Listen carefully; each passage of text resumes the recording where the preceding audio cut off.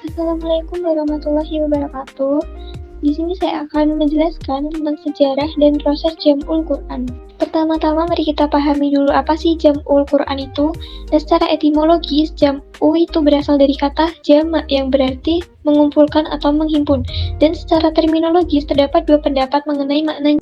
Pendapat pertama dari Az-Zarqani yang menyatakan bahwa Jam'ul Quran itu berarti pengumpulan Al-Quran dengan menuliskannya secara lengkap dari huruf per huruf dan ayat per ayat.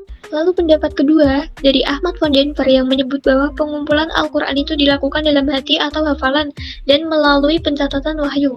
Mayoritas ulama membagi makna Jam'ul Quran itu menjadi dua. Yang pertama itu ada menghafal dalam hati atau disebut hufadz. Lalu yang kedua itu dengan menuliskan seluruh Al-Quran dan menyusun ayat serta surat. Lalu mari kita bahas sejarah Jam'ul Quran. Nah, Jam'ul Quran pada masa Nabi Muhammad SAW ini, Al-Quran dihafalkan dan ditulis untuk menjaga keasliannya. Lalu Nabi memerintahkan para sahabat untuk menghafal setiap kali wahyu turun, yang biasanya terdiri dari 5-10 ayat. Nah, karena banyak orang Arab yang saat itu buta huruf, maka hafalannya itu menjadi andalan. Lalu beberapa hufadz utama adalah Salim bin Makil, Ubay bin Ka'ab, dan Zaid bin Sabit. Nah, selain dihafal, wahyu juga ditulis oleh sahabat seperti Abu Bakar, Umar, dan Ali di media seperti batu tulis, tulang, kulit, dan daun lontar. Pada masa ini, penulisan ini bertujuan untuk menjaga keutuhan wahyu meski belum berbentuk mushaf.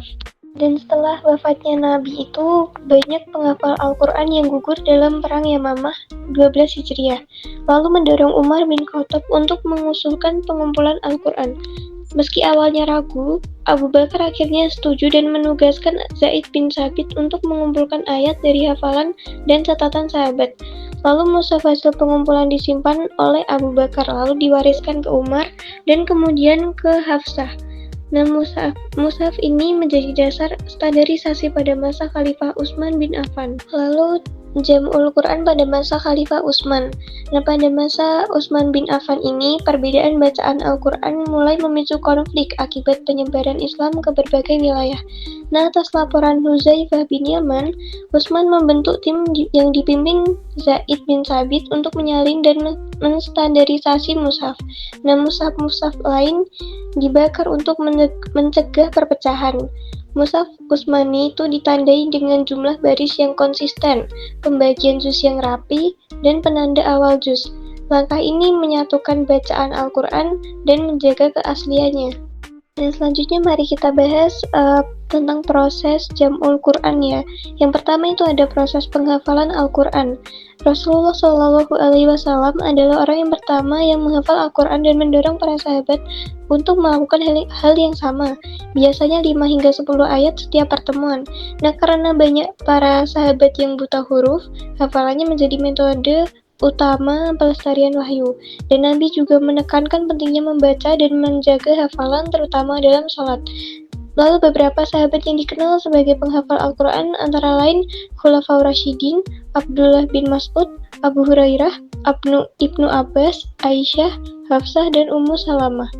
Lalu yang kedua itu ada proses penulisan Al-Quran.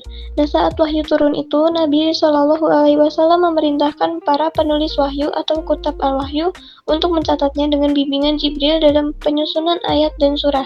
Nah, media yang digunakan seperti yang sudah disebutkan pada masa Nabi tadi adalah daun lontar, batu, kulit, kayu, dan tulang. Namun penulisan ini tuh masih bersifat terpisah dan belum dalam satu mushaf. Dan penulis utama termasuk Ubay bin Ka'ab, Zaid bin Sabit, Ali bin Abi Thalib, Abdullah bin Mas'ud, dan Muadz bin Jabal itu merupakan penulis utama Al-Quran ya. Sekian penjelasan dari saya. Mohon maaf apabila masih ada kekurangan dalam penyampaian kata. Wassalamualaikum warahmatullahi wabarakatuh.